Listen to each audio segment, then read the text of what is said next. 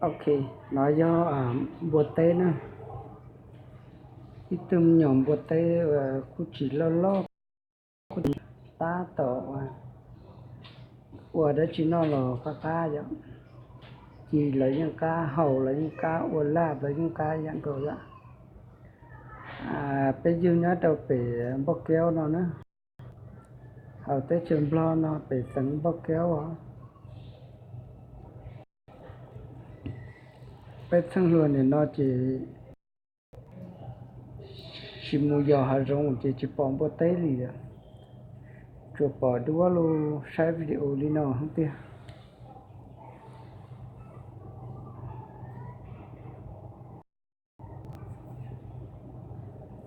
Thảo sẽ đợi ba mươi nhẹ thì tạm được cụ thế này.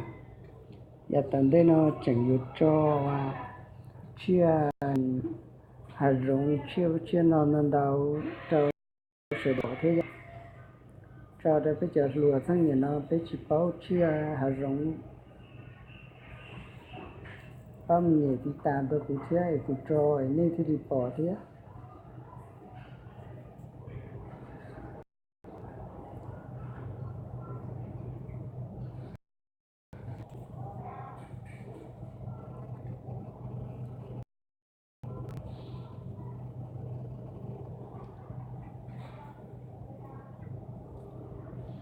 Nên thì họ xả tàu xả dừa là do từ cô xong đợi nung của tao hậu cá nữa. Muốn nhẹ thì tạm của ta chỉ nung của tao mà.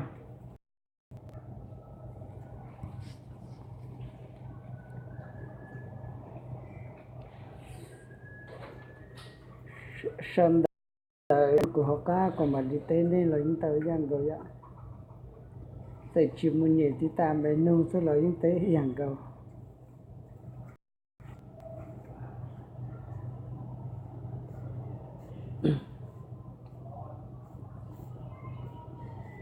Ta tao chỉ lo chỉ mê á.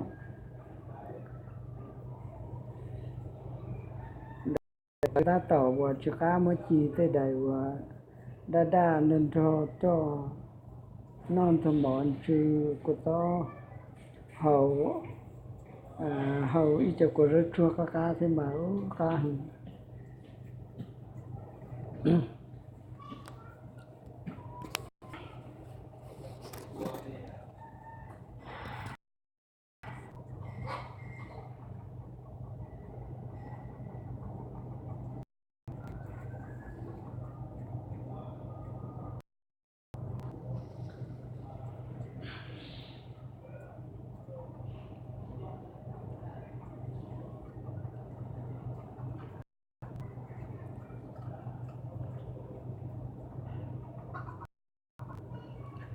Thế chia nó phần tao chứ chỉ cho mua rồi đó.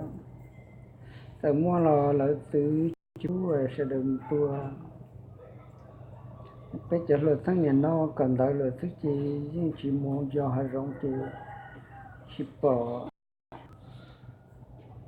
Nhớ chờ lâu lại tua tao lo chỉ bỏ thế ạ.